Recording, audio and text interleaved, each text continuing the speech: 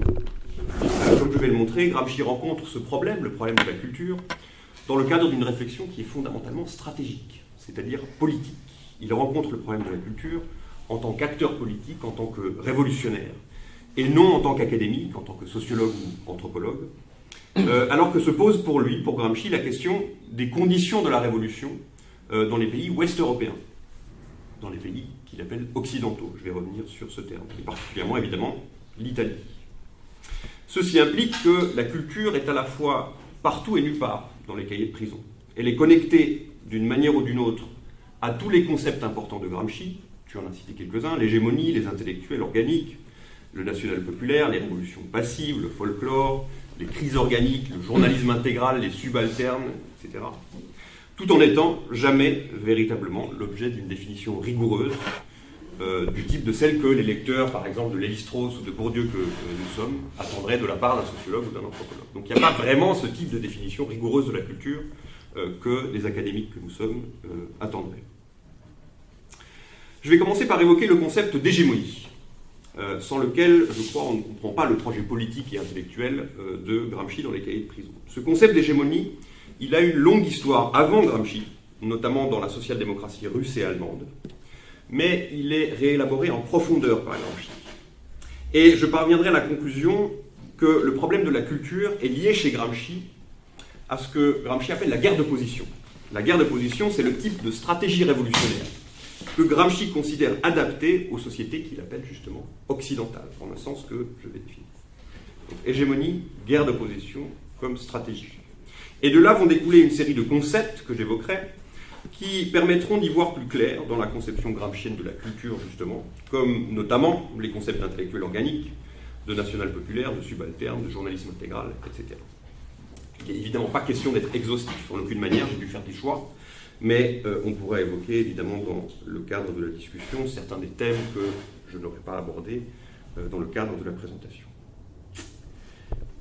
Donc, première partie, l'hégémonie. Le point de départ de la réflexion de Gramsci dans les cahiers de prison, c'est une question qu'il partage avec de nombreux penseurs de son temps, qu'ils soient d'ailleurs marxistes ou non. Cette question, c'est la suivante. Comment se fait-il que ce qui a été possible en Russie en 1917, à savoir une révolution ouvrière, a échoué partout ailleurs? Comment se fait-il que le mouvement révolutionnaire a été défait dans tous les autres pays? En Allemagne, en Hongrie, ou encore dans l'Italie des conseils de Turin de 1919-1920, auquel Gramsci a activement pris part en sa qualité de rédacteur et d'organisateur de la revue L'Ordine Nuovo. J'aurai l'occasion d'y revenir. L'intuition de Gramsci, l'intuition inaugurale de Gramsci dans les cahiers de prison, c'est que ces défaites à répétition ne sont pas contingentes, qu'elles renvoient à des évolutions socio-économiques et culturelles essentielles. Non pas, bien entendu, que ces révolutions aient été d'avance vouées à l'échec, mais disons derrière les tactiques insurrectionnelles plus ou moins opportunes et adaptées, mises en œuvre par les organisations ouvrières, s'exprimaient, selon Gramsci, des coordonnées stratégiques qui étaient fondamentalement distinctes du cas russe. Et c'est précisément ce constat qui va conduire Gramsci à développer une théorie du développement capitaliste et des formes institutionnelles et politiques correspondantes, et à s'interroger sur ce que Gramsci va appeler dans les cahiers de prison, je cite, la technique politique moderne. La technique politique moderne. Et on va voir que la culture prend une place centrale dans cette technique, et que c'est cela, en partie en tout cas, qui la distingue, cette technique politique moderne, de techniques politiques typiques des sociétés passées, par exemple, d'anciens régimes, ou qu'on trouve sur d'autres. Ceci va conduire Gramsci à établir une première distinction cruciale, qui est la distinction entre l'Orient et l'Occident. La distinction entre l'Orient et l'Occident. Ces expressions désignent des formations sociales, des types de sociétés différents. Voici un célèbre passage dans lequel cette distinction entre l'Orient et l'Occident apparaît. C'est au cahier 7, paragraphe 16. Je pourrais vous redonner les références plus tard si vous le souhaitez. Je cite. « En Orient, dit Gramsci, l'État était tout. La société civile était primitive et sans forme. En Occident, entre l'État et la société civile, il existait un juste rapport. Et derrière la faiblesse de l'État, on pouvait voir immédiatement la solide structure de la société civile. L'État était seulement une tranchée avancée derrière laquelle se trouvait une chaîne solide de fortification et de casemates. » Fin de la citation. L'Orient, c'est par exemple la Russie de la fin du XIXe et du début du XXe siècle. Gramsci va toutefois abstraire cette notion de tout contexte géographique particulier, et il va l'employer pour se référer à un certain type de rapport entre l'État et la société civile.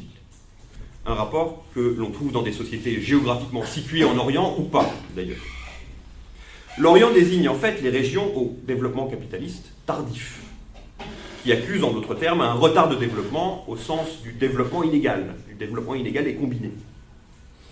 Un pays jeune comme les États-Unis possède, dit Gramsci d'ailleurs, une structure sociale à certains égards orientale. Du fait notamment qu'aux États-Unis, les classes dominantes passées sont relativement peu nombreuses, ce qui rapproche la structure sociale des États-Unis des sociétés orientales. Développement inégal et combiné, c'est un concept, je le dis en passant, qui est développé par Trotsky, qui est une influence souterraine mais majeure sur Gramsci. Trotsky n'avait pas vraiment réfléchi aux implications culturelles du développement inégal et combiné. C'est ce que fait Gramsci. C'est une manière de comprendre le concept de culture chez Gramsci. Quelles sont les implications culturelles de cette notion de développement inégal et combiné? Donc ça, c'est pour l'Orient. L'Occident renvoie à l'inverse aux pays ouest européens, donc dont le développement capitaliste est plus ancien que les sociétés orientales. Cette profondeur historique, elle a des implications importantes du point de vue, disons, de la complexité de ces sociétés, puisque de nombreuses strates sociales se sont accumulées et se sont sédimentées au cours du temps dans les sociétés dites occidentales. En dernière instance, dit Gramsci, les sociétés occidentales se définissent comme celles dans lesquelles la révolution ouvrière n'a pas eu lieu, où le changement social, en d'autres termes, prend une forme qui est différente de celle qu'il en avait en Orient. La question, c'est par conséquent, pourquoi la révolution n'a-t-elle pas eu lieu dans ces pays occidentaux? Et la réponse, comme je l'ai dit, tient en partie dans la forme de culture et la forme de pouvoir que l'on trouve dans les sociétés occidentales. Cette distinction entre Orient et Occident, c'est l'occasion pour Gramsci de penser la nature de l'État, de la société civile et le rapport qu'ils entretiennent. En Orient, dit Gramsci, l'essentiel du pouvoir est concentré dans l'État. La société, comme il dit dans la citation que je viens de donner, est primitive et sans forme. La société civile est primitive et sans forme. C'est-à-dire peu développée et peu autonome, dans le fond, par rapport à l'État. Prendre le pouvoir, dans ce contexte oriental, suppose avant tout, par conséquent, de se saisir de l'appareil d'État. Armée, administration, police, justice, parlement, etc. La société civile étant fragile, quiconque détient le pouvoir d'État est en mesure d'assujettir la société civile, d'une manière ou d'une autre. Ça, c'est long. En Occident, en revanche, la société civile est dense et autonome. Elle renferme, dit Gramsci, une part considérable de la somme totale de pouvoir qui est contenue dans la société. Si bien que dans ce cas, en Occident, il ne suffit pas de s'emparer du pouvoir d'État pour disposer de l'essentiel du pouvoir. Encore faut-il régner dans la société civile, le problème étant évidemment que l'on ne règne pas dans la société civile de la même façon que l'on prend le pouvoir d'État.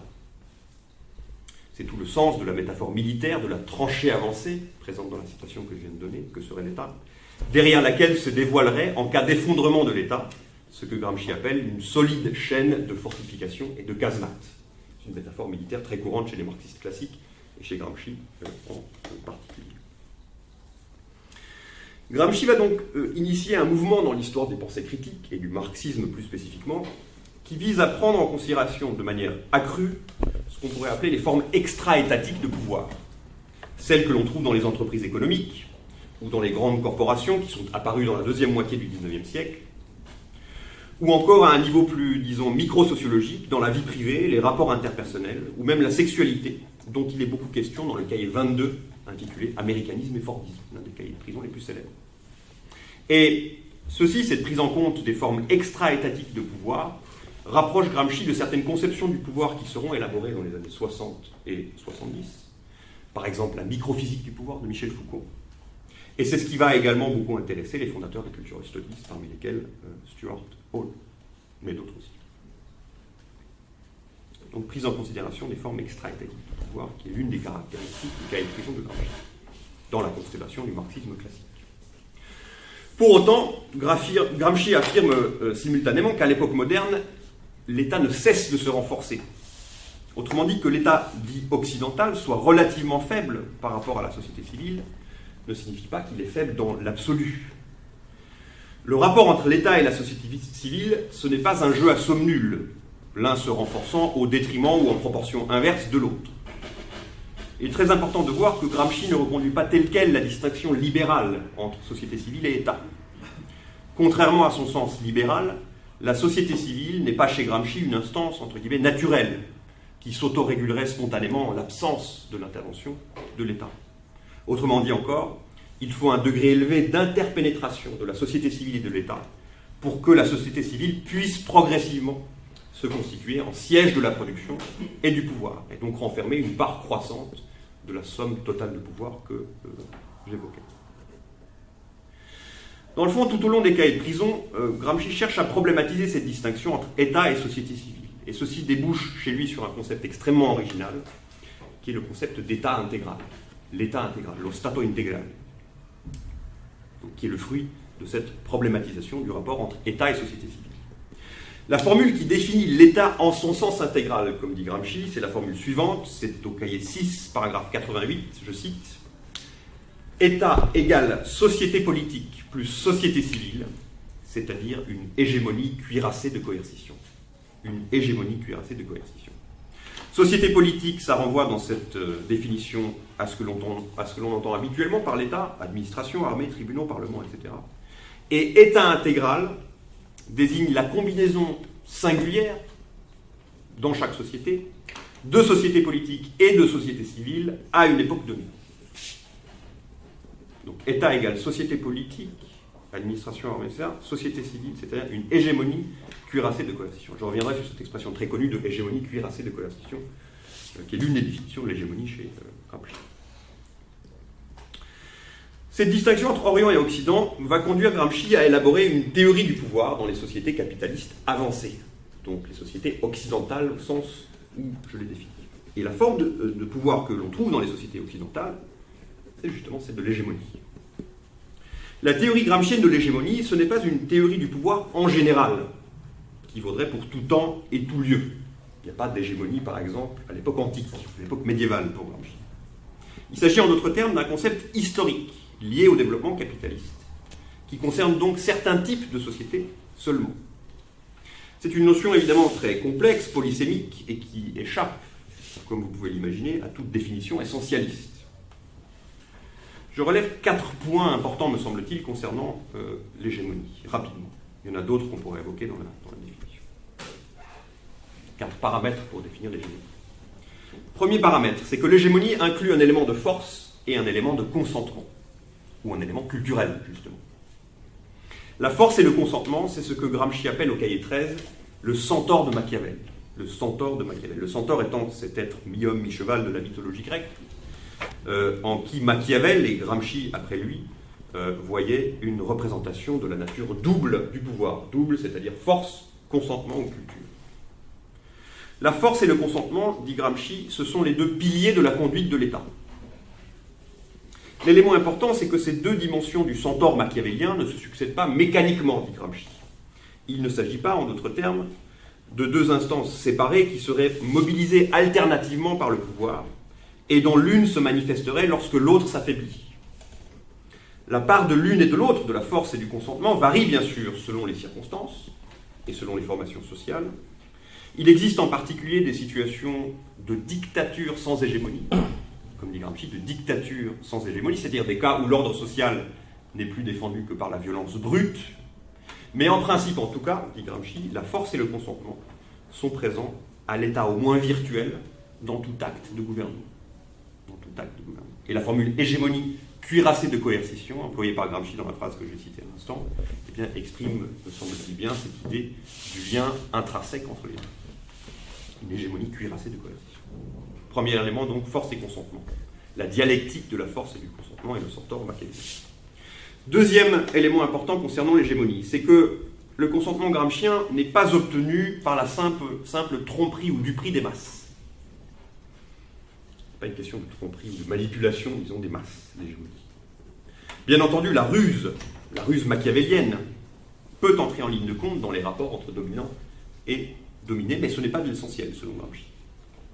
Autrement dit, le consentement des subalternes repose sur le fait que les classes hégémoniques engage ce que Gramsci appelle un processus d'universalisation. Le terme qu'il utilise, c'est catharsis, qui signifie étymologiquement purification, la catharsis. Autrement dit, pour régner durablement, les classes hégémoniques doivent satisfaire une partie au moins des intérêts des dominés, en instaurant par exemple, prendre des exemples contemporains, une protection sociale, ou en généralisant l'enseignement public, ou en mettant en œuvre encore une réforme agraire. Elles doivent, ces classes hégémoniques, mener la société vers ce que Gramsci appelle un progrès civilisationnel, c'est son terme, un progrès civilisationnel réel. Donc en somme, l'hégémonie impose des contraintes non négligeables sur ceux qui l'exercent. C'est pas facile d'être une classe hégémonique, en d'autres termes. Ça a des implications. Et ce que Gramsci appellera crise organique, eh bien, résulte justement de l'incapacité des classes hégémoniques à se plier à ces contraintes d'universalisation et de catharsis. Deuxième élément. Troisième élément.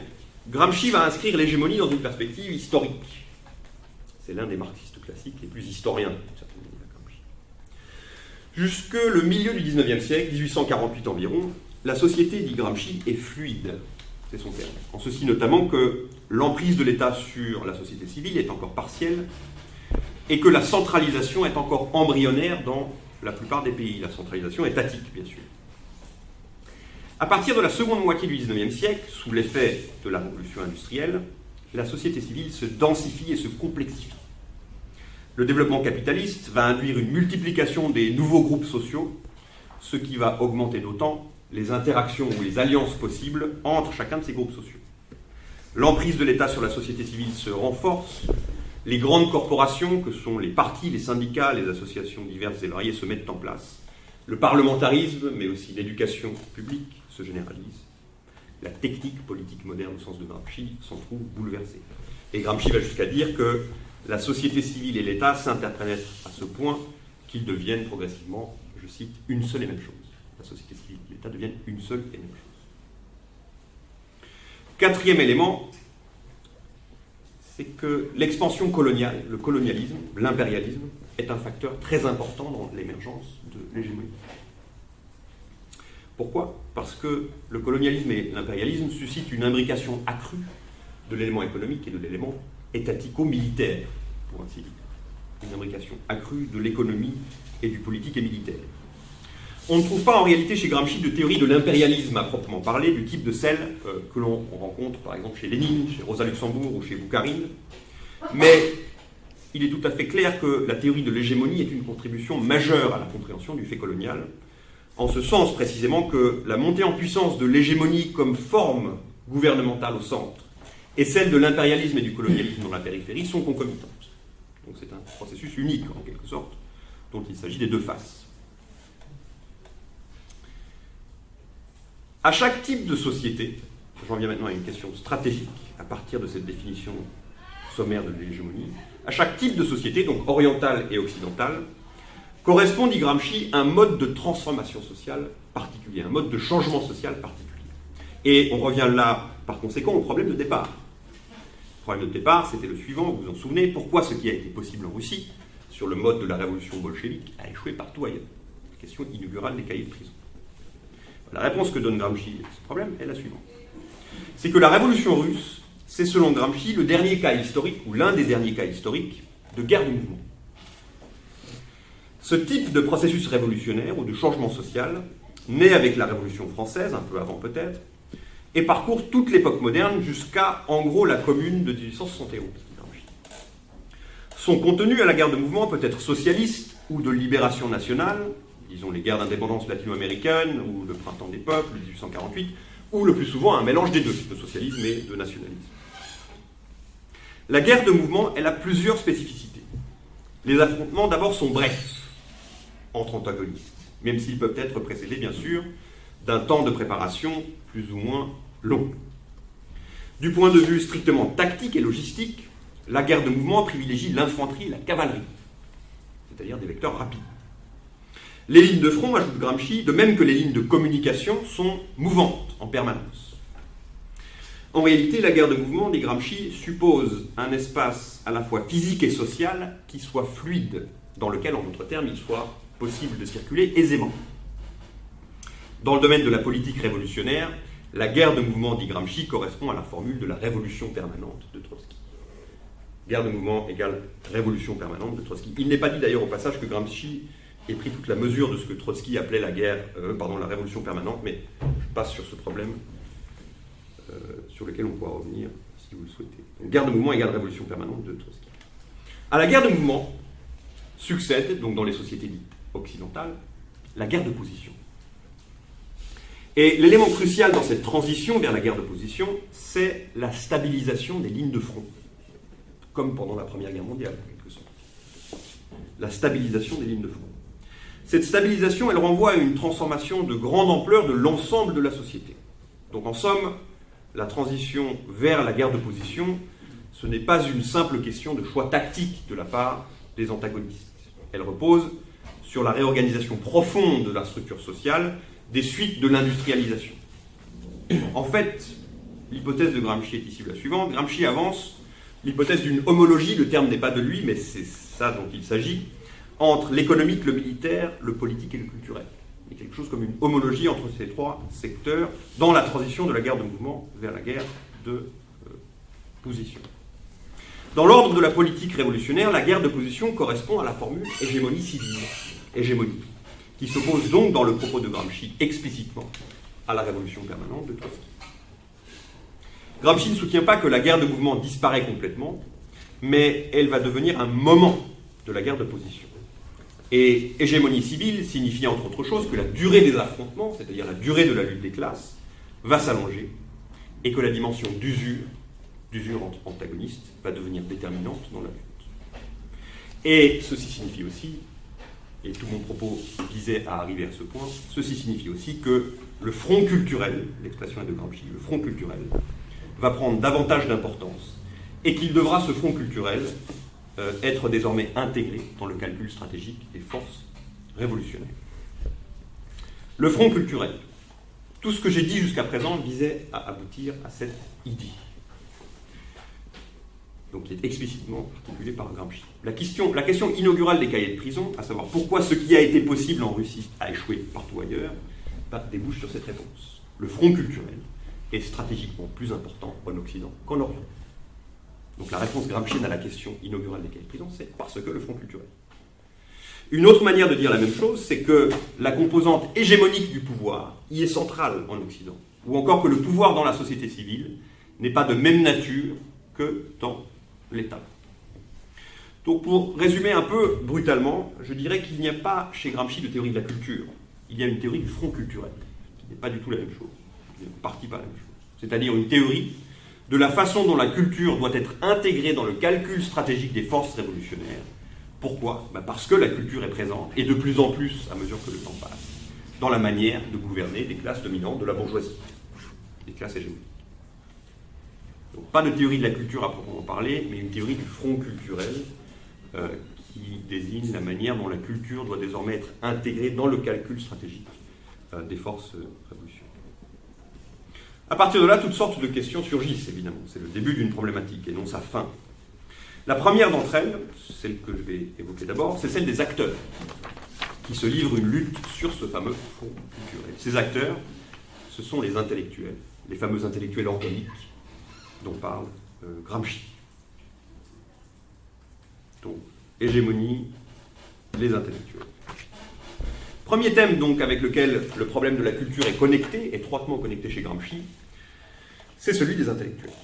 Les intellectuels, Gramsci les appelle les organisateurs de la culture, ou encore les fonctionnaires des superstructures. Les fonctionnaires des superstructures. Il y a une formule voisine, je crois, chez Bourdieu, qui emploie l'expression de fonctionnaire de l'universel, je crois. Quelqu'un connaît cette expression ? Je crois que c'est fonctionnaire de l'universel chez Bourdieu. Et chez Gramsci, c'est organisateur de la culture ou fonctionnaire des superstructures. D'ailleurs, on pourrait revenir sur le rapport Gramsci-Bourdieu, si vous le souhaitez, qui est un rapport que Bourdieu, à mon avis, a masqué, mais qui est réel. Le concept central ici, c'est donc celui d'intellectuel organique. Ce concept, il apparaît pratiquement à chaque étape de la réflexion de Gramsci, mais c'est dans le cahier de prison 12 qu'il est élaboré le plus systématiquement. Le point de départ de Gramsci, dans sa réflexion sur les intellectuels, c'est un problème qui, là encore, préoccupe de nombreux théoriciens de son époque. Et ce problème, c'est le suivant. Les intellectuels sont-ils un groupe social autonome, qui serait indépendant des autres classes sociales, Ou sont-ils partie intégrante des classes sociales existantes? Sont-ils une fraction de chaque classe sociale ou de la classe bourgeoise?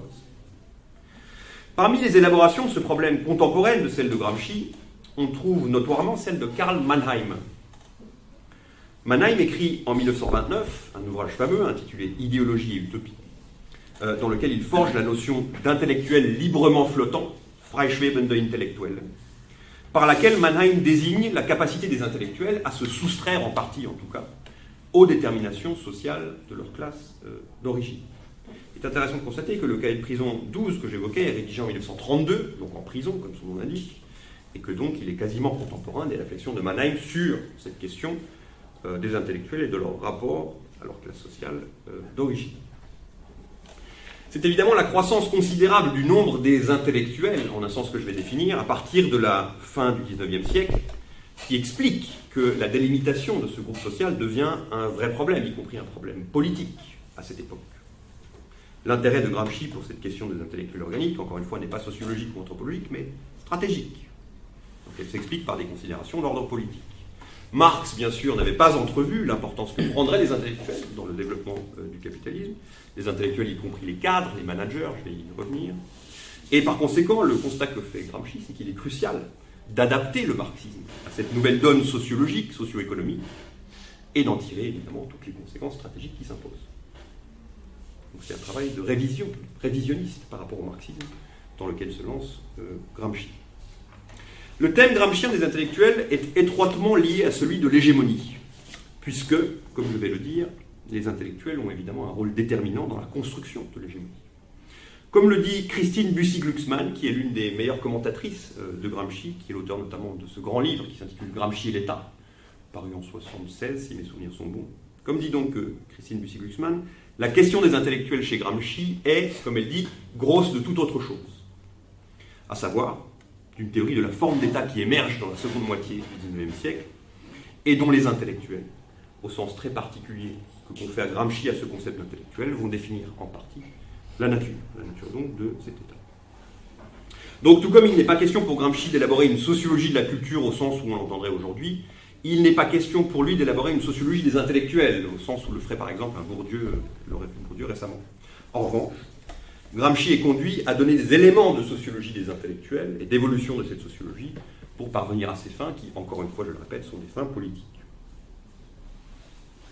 C'est ce qui va conduire Gramsci à distinguer deux grands types d'intellectuels, dont vous avez sans doute entendu parler. Le premier, c'est les intellectuels organiques, et le deuxième, c'est les intellectuels traditionnels. Le deuxième type d'intellectuels, c'est les intellectuels traditionnels. Commençons par les intellectuels organiques. Un intellectuel organique est organiquement lié à une classe sociale dominante ou ascendante.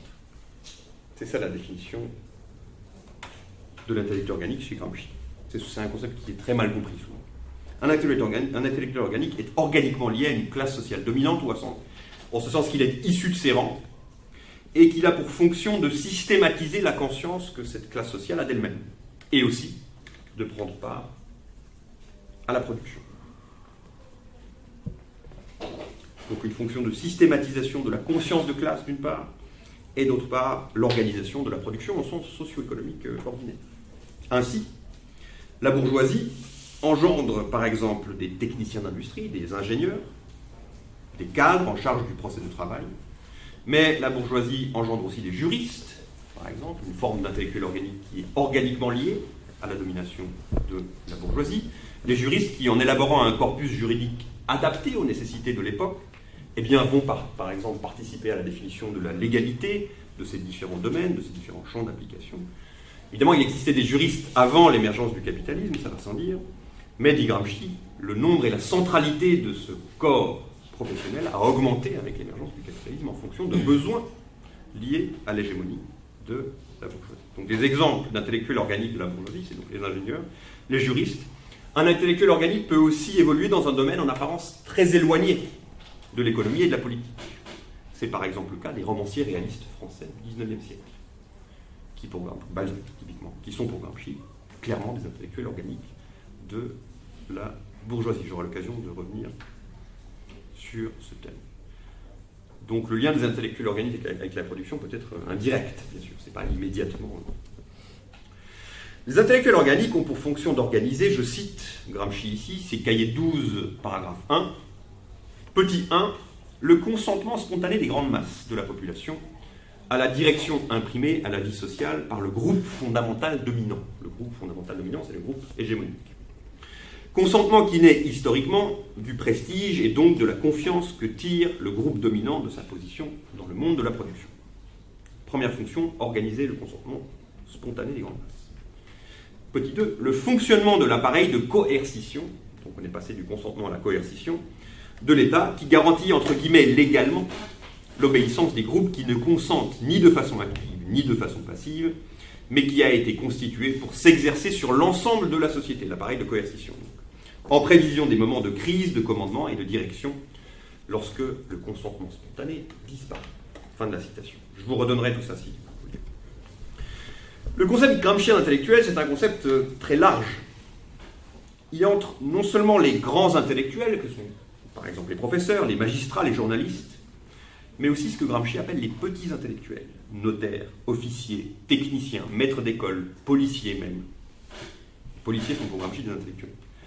En dernière instance, peut être considéré comme un intellectuel, au sens où il l'évoque, toute personne qui œuvre au consentement spontané des masses, en intervenant donc dans le champ de la culture et des idéologies, et ou qui participe, comme il le dit dans cette citation, à l'appareil de coercition de l'État, c'est-à-dire qui exerce des tâches de commandement ou encore de domination directe. On retrouve ici la dichotomie entre force et consentement. Force et consentement, c'est le fameux centaure machiavélien dont j'ai parlé, et donc les intellectuels sont ceux qui articulent les deux. On parlait d'articulation ce matin, l'articulation entre la force et le consentement est typiquement opérée par les intellectuels organiques. À l'intellectuel organique s'oppose l'intellectuel dit traditionnel. Et l'intellectuel traditionnel est, dit Gramsci, le vestige d'une classe dominante déchue. Le vestige, c'est pratiquement de l'archéologie, presque au sens de le vestige d'une classe dominante déchue, à laquelle l'intellectuel traditionnel était organiquement lié lorsque la classe en question était hégémonique, mais elle ne l'est plus, donc l'intellectuel est passé d'organique à traditionnel. Exemple, par excellence, le clergé, les ecclésiastiques, c'est-à-dire une catégorie d'intellectuels à l'origine liée à l'aristocratie foncière, dominante à l'époque pré-capitaliste, mais qui ne l'est plus. Les intellectuels traditionnels sont souvent d'extraction rurale, alors que les intellectuels organiques sont plutôt urbains.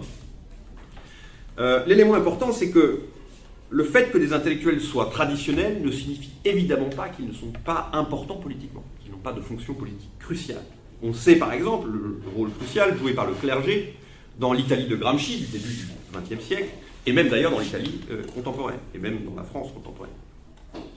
Le clergé, dit Gramsci, exerce un ascendant sur la paysannerie du sud du pays, la paysannerie méridionale, qui n'est pas en mesure d'engendrer ses propres intellectuels organiques, dit Gramsci, et donc la paysannerie du sud, enfermée dans le passé, c'est son expression, du fait de l'hégémonie qu'exercent sur elle ces intellectuels traditionnels venus d'un autre âge, en quelque sorte, c'est-à-dire le clergé. Et par conséquent, pour Gramsci, construire un bloc social progressiste, même révolutionnaire, qui serait basé sur l'alliance des ouvriers du Nord, par exemple des usines Fiat de Turin, et des paysans du Sud, impliquera au préalable de briser l'influence des intellectuels traditionnels de l'Église sur la paysannerie du Sud, pour l'arracher à l'influence de ces intellectuels traditionnels et les faire en quelque sorte entrer dans le XXe siècle. Quelque chose s'étend. Cette réflexion de Gramsci dans les cahiers de prison, je le signale en passant, avait été inaugurée dans son dernier texte d'avant l'arrestation, donc en 1926. Vous vous souvenez que Gramsci est arrêté à Rome en 1926, et il écrivait un texte au moment où il a été arrêté, qui sont les considérations sur la question méridionale. Un texte très connu que vous trouvez en libre accès sur Internet, sur le site marxiste.org, vous connaissez sans doute ce site. C'est un texte, les réflexions de Gramsci sur la question méridionale, qui a beaucoup circulé aux quatre coins du monde et qui a influé notamment sur les subalternes studies indiennes. L'Inde, comme l'Italie de l'époque de Gramsci, a une population qui est majoritairement paysanne et qui se trouve typiquement, selon les subalternistes, sous l'influence d'intellectuels traditionnels, qui ne sont pas évidemment le clergé catholique, mais d'autres types d'intellectuels traditionnels. Soit dit en passant, Gramsci, dans les cahiers de prison, évoque Gandhi. Et pour Gramsci, Gandhi est un cas typique d'intellectuel traditionnel. Cahier 15, il dit ceci: le gandhisme et le tolstoïsme, il parle du tolstoïsme aussi, le gandhisme et le tolstoïsme sont des théorisations naïves et teintées de la religion de révolution passive. Et donc il y a une évocation par Gramsci du fait que Gandhi lui-même, ce mouvement-là qu'il a sous les yeux, est en quelque sorte une révolution passive menée par des intellectuels traditionnels. Révolution passive, c'est un concept important auquel je ne consacrerai pas vraiment de commentaires, mais on pourra y revenir si vous le souhaitez.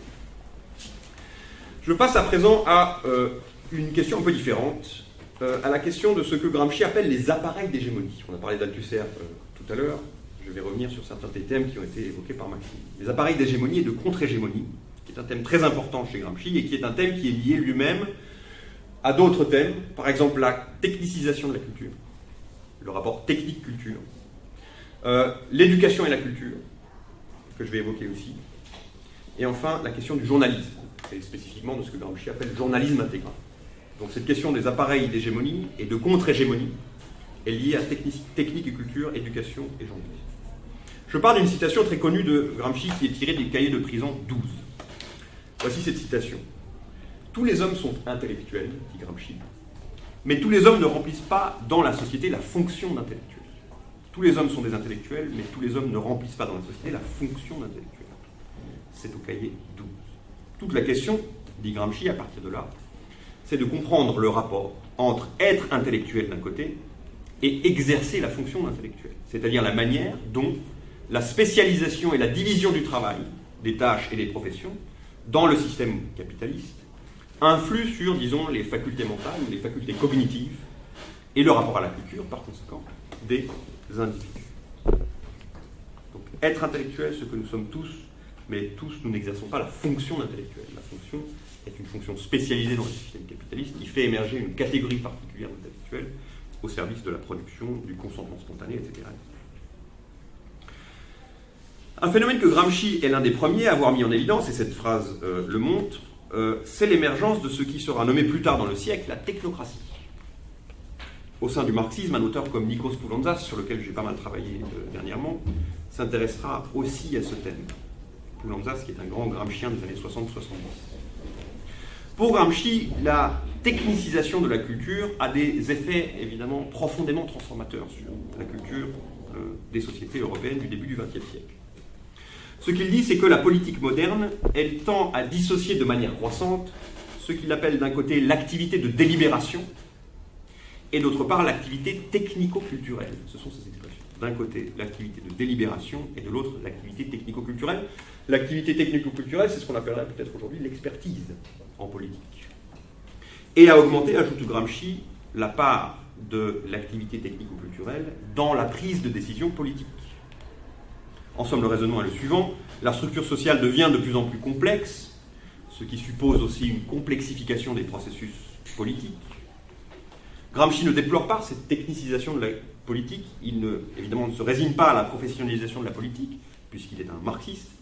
Mais pour lui, cette technicisation de la culture et de la politique, elle suppose que les intellectuels organiques de la classe ouvrière, à venir, eh bien, vont devoir acquérir avec le temps ce qu'il appelle le minimum de culture générale technique. Le minimum de culture générale technique qui va leur permettre justement d'intervenir dans un contexte où l'activité de délibération et l'activité technico-culturelle tend à être de plus en plus dissociées par les évolutions du capitalisme. Le minimum de culture générale technique qui est donc nécessaire à l'activité de commandement dans le capitalisme contemporain et aussi dans la transition vers le post-capitalisme. J'insiste peut-être sur un point, c'est que la notion de culture, elle apparaît toujours chez Gramsci dans ce genre de contexte sémantique. Non la culture en général, il n'y a pas de considération sur la culture en général, mais il y a des phrases du type « le minimum de culture générale technique ». Donc c'est dans un contexte bien circonscrit, bien précis, que la notion de culture ou culturelle apparaissent. Donc encore une fois, tout ça renvoie au fait qu'il n'y a pas de théorie générale de la culture chez Gramsci, me semble-t-il en tout cas, mais que ça, c'est toujours une manière de répondre à un problème politique concret. Un élément crucial, c'est que cette spécialisation technique et culturelle a des effets complexes en matière éducative. Gramsci est quelqu'un qui a beaucoup réfléchi à l'éducation, notamment en politique. Cette spécialisation technique, elle tend à généraliser l'enseignement primaire. Pourquoi ? Parce que, dit Gramsci, cette généralisation de l'enseignement primaire est rendue nécessaire par le caractère de plus en plus complexe et de plus en plus technique des tâches productives.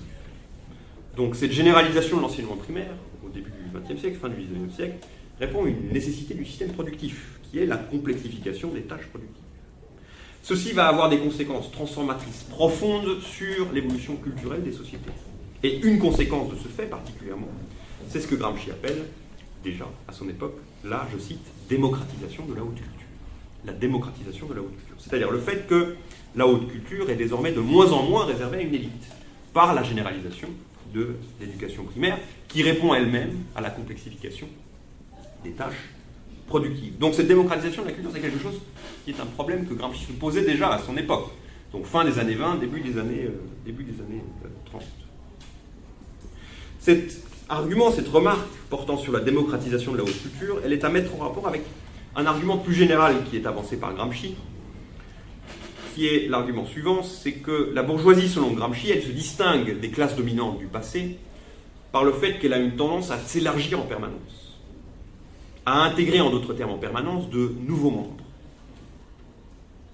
En d'autres termes, la bourgeoisie, dit Gramsci, est une classe sociale attractive, une classe dominante attractive. Qu'est-ce que ça signifie ? Le capitalisme, pour Gramsci, il a ceci de nouveau qui permet, et qu'il a même pour condition de possibilité, la mobilité sociale et la mobilité culturelle. Bien entendu, la bourgeoisie a pour vocation de demeurer toujours minoritaire, ça va sans dire, par essence, dans la population.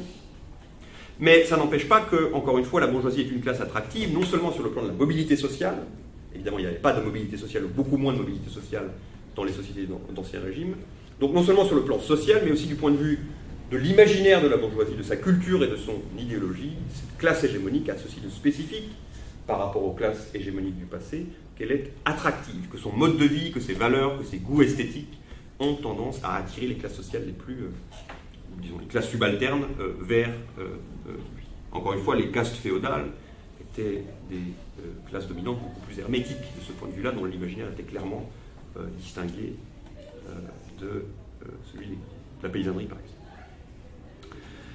Tout ceci conduit Gramsci à dire que la culture s'incarne à l'époque moderne, capitaliste, dans ce qu'il appelle des appareils d'hégémonie.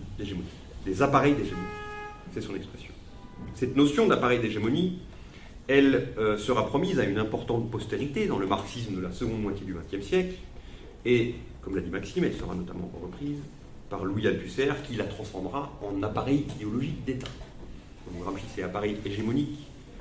Althusser, c'est appareil idéologique d'État. Dans le célèbre article de 70 d'Althusser, donc, sur les appareils idéologiques d'État, se trouve une note, que Maxime a déjà citée, dans laquelle Althusser dit ceci, je la redonne parce que je la trouve marquante.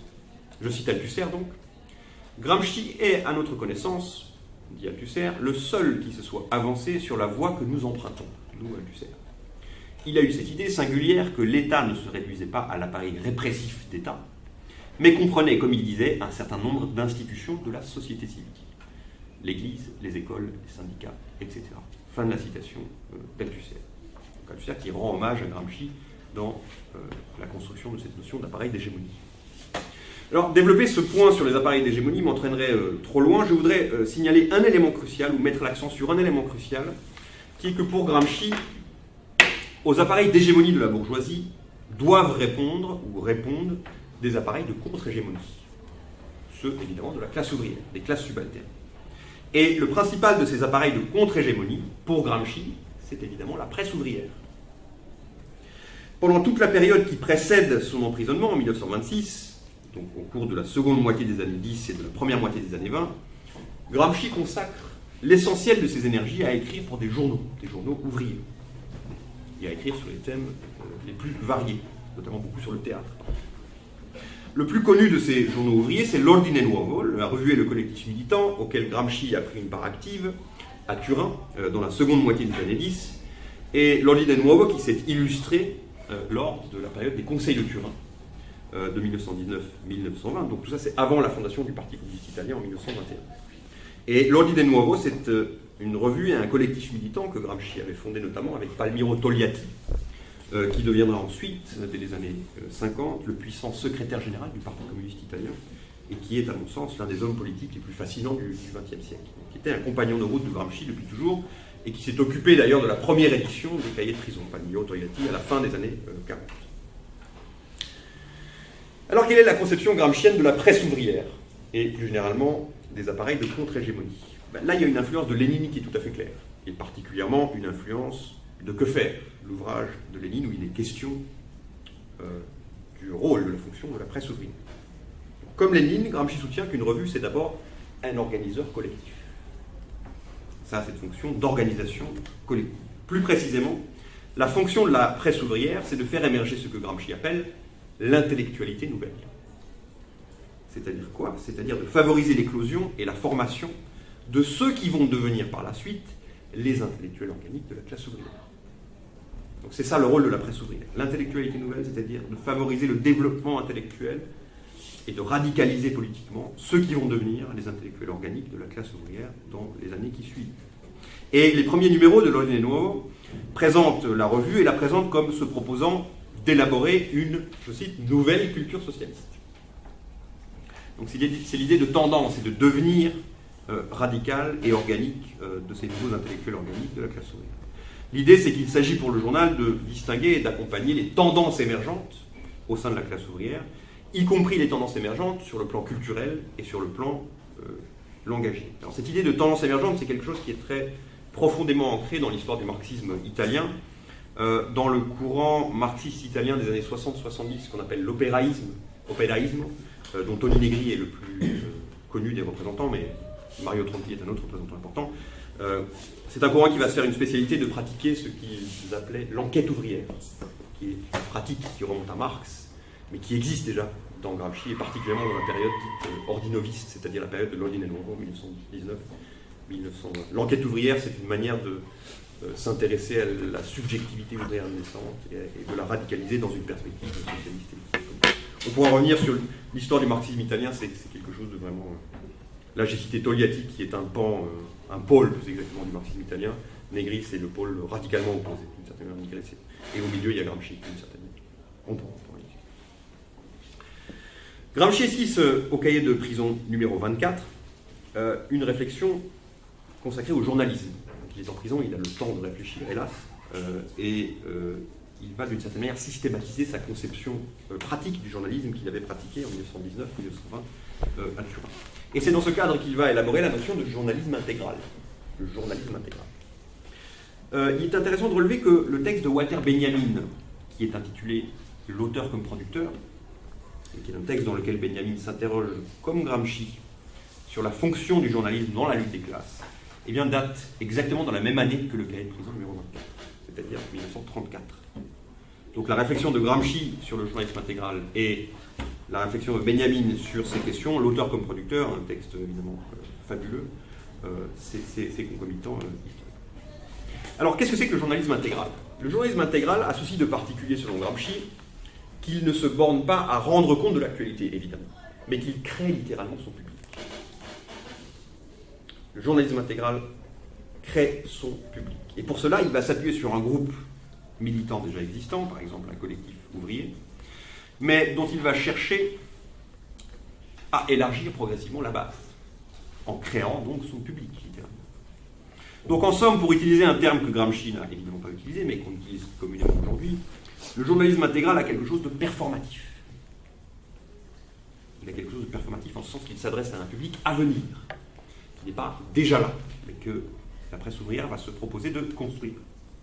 Je signale en passant que cette dimension performative, le terme n'existe pas, mais l'idée est là, apparaît dans les cahiers de prison à une autre occasion cruciale, lorsque Gramsci parle de Machiavel, et particulièrement du Prince, la brochure, le livre de Machiavel. Gramsci dit que, dans son ouvrage Le Prince, je cite, « Machiavel lui-même se fait peuple ». Machiavel lui-même se fait peuple. Qu'est-ce que ça veut dire? Ça signifie que le Prince s'adresse, comme la presse ouvrière, à un peuple à venir, qui n'est pas encore advenu, mais qui est à venir, et qui est un peuple qui aura d'une certaine manière connaissance des opérations de domination dont il est l'objet, parce que justement Machiavel dans Le Prince, ou Gramsci dans l'Ordine Nuovo, eh bien, lui aura justement révélé les opérations de domination dont il est l'objet. Donc c'est une sorte de journalisme constructiviste, pourrait-on dire, ou performatif, qui conduit Gramsci à affirmer que le rôle de la presse, c'est pas de commenter l'actualité pour des gens qui existent déjà, c'est d'une certaine manière de s'adresser aux générations futures, aux générations ouvrières futures. D'où l'idée de constructivisme journalistique qu'il a développé à chaque étape, d'une certaine manière. Toute la question ensuite, c'est de savoir comment on fait ça, comment on construit un peuple, toute une histoire dont on pourra parler dans la discussion. Bon, j'en viens à présent à un autre concept important. Je crois que je parle trop longtemps, en fait. Non, vas-y. J'en viens à présent à un autre concept qui est crucial, là encore, et autour duquel s'organise la réflexion de Gramsci sur la culture, qui est le concept de national populaire, qui est un concept central pour comprendre la notion de culture chez Gramsci. Voici ce que dit Gramsci. C'est que le fait marquant à l'époque moderne, c'est que la culture s'organise dans le cadre d'une matrice spatiale et temporelle très particulière, qui est l'État-nation. C'est l'État-nation qui organise la culture à l'époque moderne. Il existe bien sûr des cultures régionales ou locales, et la culture a aussi une dimension internationale, par exemple européenne ou mondiale. Gramsci ne néglige aucun de ces deux aspects, l'aspect régional ou local d'un côté et l'aspect international de l'autre. D'une part, il est sarde, de Sardaigne donc, et il est attaché à son dialecte et à sa culture insulaire. Politiquement, d'ailleurs, Gramsci commence par être un indépendantiste sarde. Politiquement, c'est comme ça qu'il commence. Donc, loin de lui l'idée de négliger les régionalismes, les particularismes dialectaux, etc. Et d'autre part, en tant que marxiste, il est évidemment très attaché à la dimension internationaliste de la politique. Il a notamment participé aux travaux du 4e congrès du Comintern. Donc, c'est quelqu'un qui avait une activité internationaliste. Donc, loin de lui, là encore, de négliger la dimension internationaliste, tout comme il ne néglige pas la dimension locale, régionale. Mais, c'est le fait important, tout ceci n'empêche pas que la dominante à l'époque moderne, c'est l'organisation de la culture à l'échelon national. Et pour lui, c'est ce fait qu'il s'agit de penser. D'où le concept qu'il va élaborer, qui est le concept de national populaire, qui est une manière pour lui de concevoir cette dimension nationale de la culture à l'époque moderne. National-populaire, c'est comme ça que c'est écrit. Cette notion de national populaire, qui revient là encore tout au long des cahiers de prison, n'a évidemment pas chez Gramsci les connotations, disons, nationalistes, donc négatives, que nous pourrions lui conférer aujourd'hui. Le national populaire, pour Gramsci, c'est clairement un progrès par rapport au régionalisme féodaux antérieur. Donc il y a quelque chose de fondamentalement progressiste et même révolutionnaire dans le national populaire tel que conçu par Gramsci. Ce qu'il dit, c'est qu'à l'époque moderne, les rapports de classe et l'hégémonie s'organisent à l'échelon national, ce qui suppose quoi ? Cela suppose de combattre pour conférer au national populaire un contenu progressiste et révolutionnaire. Pour Gramsci, le national est populaire. Et il signale que dans certains pays, national et populaire sont quasi synonymes. Pourquoi le national est populaire, au moins virtuellement ?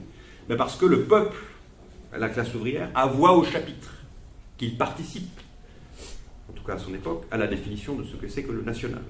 Et que d'une certaine manière, le national populaire n'existerait pas sans l'intervention du peuple sur la scène politique nationale. Évidemment, le peuple n'est pas seul, les catégories populaires ne sont pas seules dans la définition de ce que c'est que le national, elles sont en conflit pour cela, et en antagonisme pour cela, avec la bourgeoisie, bien entendu, mais elles ont quand même voix au chapitre au sens où il y a de la conflictualité sociale et politique et culturelle à l'échelon de l'État-nation. Ça me conduit à faire une brève digression, c'est qu'un reproche qui est fréquemment formulé par Gramsci à l'encontre des marxistes de son époque, et notamment envers Trotsky et à sa révolution permanente, c'est qu'il dit que beaucoup de ces marxistes, et notamment Trotsky, sont abstraitement cosmopolites ou abstraitement internationalistes. C'est-à-dire que ces marxistes contemporains de Gramsci, dont Trotsky, considèrent que le prolétariat est en quelque sorte immédiatement international. Et qu'à l'inverse, tout ce qui relève de la nation est par essence bourgeois, mauvais, négativement connoté, etc., etc. Aux yeux de Gramsci, la dialectique du national et de l'international est une dialectique beaucoup plus complexe que cela. Ce n'est pas l'international à la classe ouvrière et le national à la bourgeoisie. Au contraire, il faut lutter, dit Gramsci, pour attribuer une connotation progressiste, voire révolutionnaire au national. Ce que dit Gramsci, c'est que bien sûr, le prolétariat est par essence international, mais il est international par la médiation du national populaire. Okay. Donc il y a une étape, si vous voulez, entre l'internationalisme virtuel de la classe ouvrière et son internationalisme réel, et cette étape, c'est l'État-nation en tant que médiation entre le virtuel et le réel ou le concret. C'est quelque chose de ce genre. Bon, le raisonnement de Gramsci concernant le national populaire est évidemment adossé au cas italien, qui est le cas qui l'obsède, bien sûr, pour une raison là encore stratégique. Et ce cas, dit Gramsci, le cas italien, la formation de l'État-nation italien, est à bien des égards historiquement anormal. Pourquoi ? Parce que l'unité italienne, signale Gramsci, issue donc du Risorgimento, a été essentiellement un processus paro, ce que Gramsci appelle une révolution passive. La construction de l'État-nation italien a été une révolution passive. Autrement dit, le Risorgimento n'est pas sous-tendu par un puissant mouvement populaire par en bas, contrairement par exemple à la Révolution française, qui est le contre-exemple par rapport au cas italien. Une révolution passive, c'est une révolution, c'est bien une révolution, dit Gramsci, mais c'est une révolution qui, comme son nom l'indique, fait du peuple un élément passif, dans lequel le peuple est justement passif. C'est une révolution donc par en haut, qui est conduite par des élites, par des intellectuels organiques de la bourgeoisie. Et ceci implique que l'État-nation italien, pour Gramsci, comporte de nombreux éléments défectueux, des éléments mal formés, entre guillemets, contrairement encore une fois au cas français, qui est le cas par excellence de culture nationale populaire, instaurée par un vrai processus révolutionnaire qui est la Révolution française. Donc, en somme, dans le cas italien, il n'y a pas d'équivalent de la Révolution française, et par conséquent, pas de construction de l'État-nation par en bas. Il y a seulement une révolution passive qui fait que le national populaire, dans le cas italien, prend une allure très particulière. Alors, je me concentre pour ne pas me disperser sur ces questions de national populaire, sur ce que Gramsci dit du rapport entre le national populaire et la littérature. Je décide de me centrer là-dessus. Certaines des plus belles pages, me semble-t-il, des cahiers de prison portent sur cette question du rapport entre national populaire et littérature. Et l'un de mes passages favoris, et qui est à mon avis l'un des plus hauts passages des cahiers de prison, porte spécifiquement sur Dostoïevski. Passage que vous connaissez peut-être. On remarque des affinités d'ailleurs stupéfiantes entre ce que dit Gramsci de Dostoïevski et ce qu'écrit à propos de Dostoïevski Lukács dans le roman historique. Le roman historique de Lukács, c'est 1935, la première édition. Donc là encore, c'est le même groupe de penseurs marxistes. Que dit Gramsci à propos de Dostoïevski ? Gramsci constate que la culture italienne, pour les raisons que je viens d'évoquer, son caractère défectueux ou mal formé, Gramsci constate donc que la culture italienne n'a jamais produit de Dostoïevski. Dostoïevski n'est pas simplement, aux yeux de Gramsci, un grand écrivain. Bien sûr que l'Italie a produit des grands écrivains.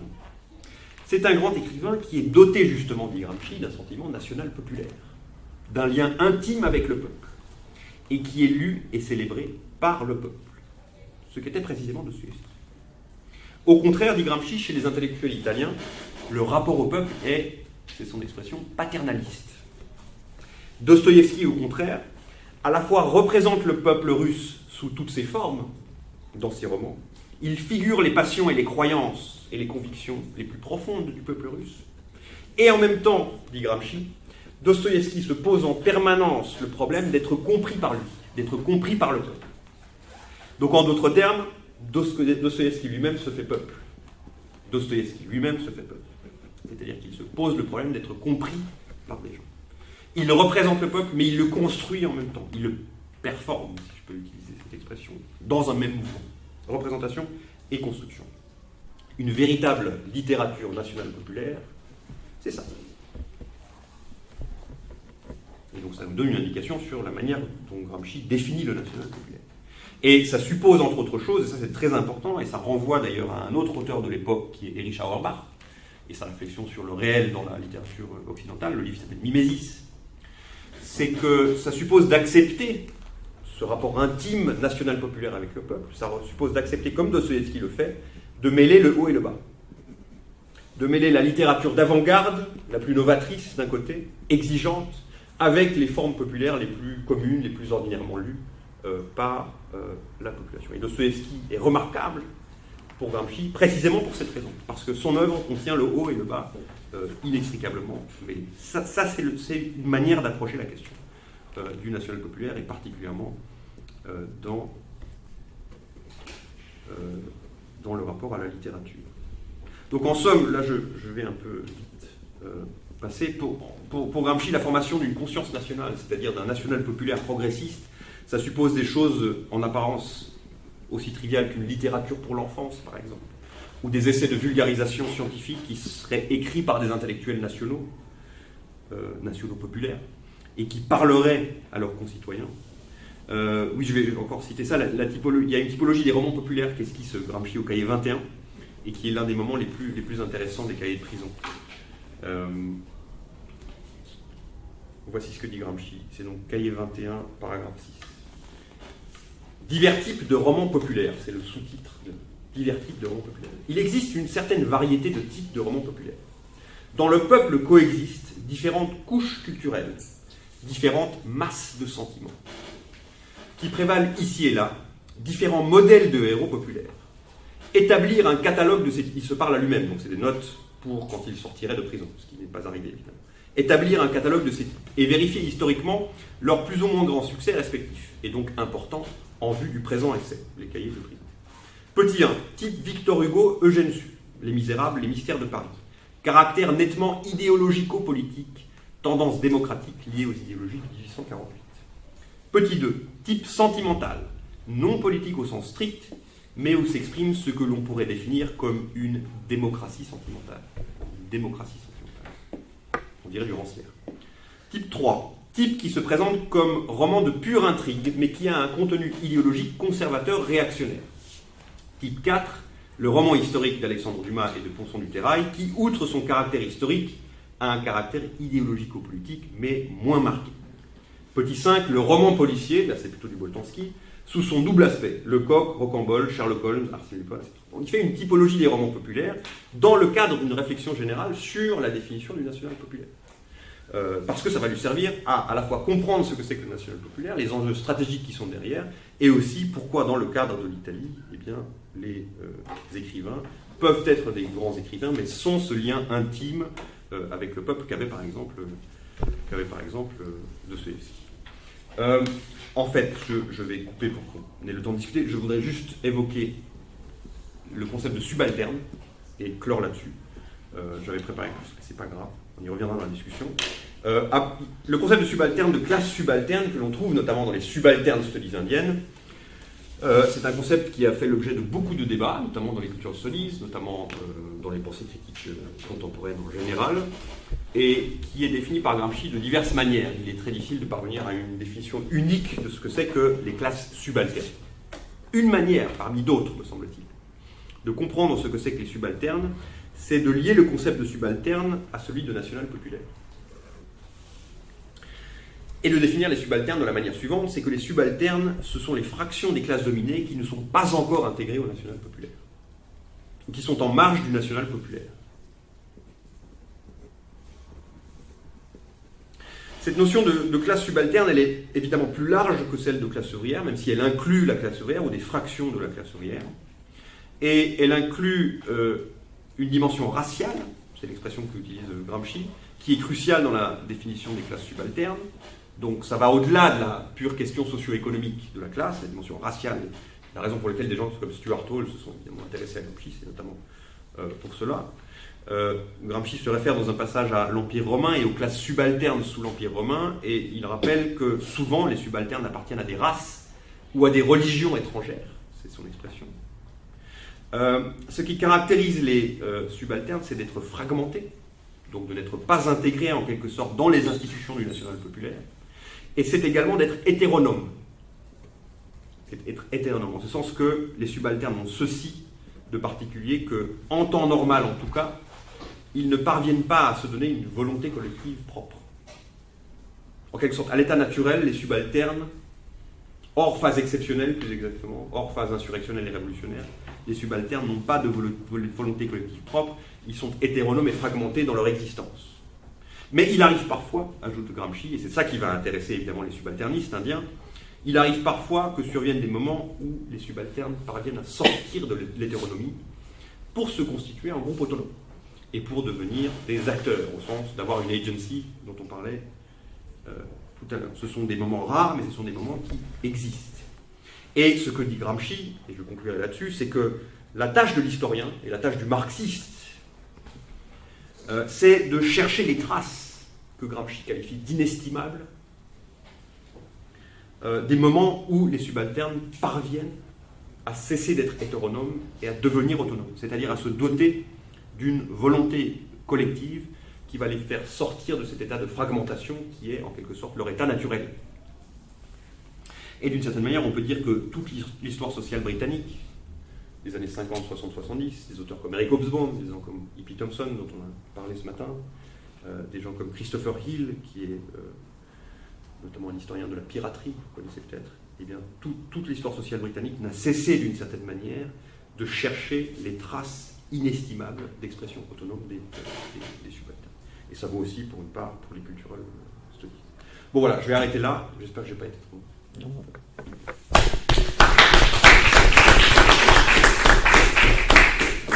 Merci, bravo, quelle journée.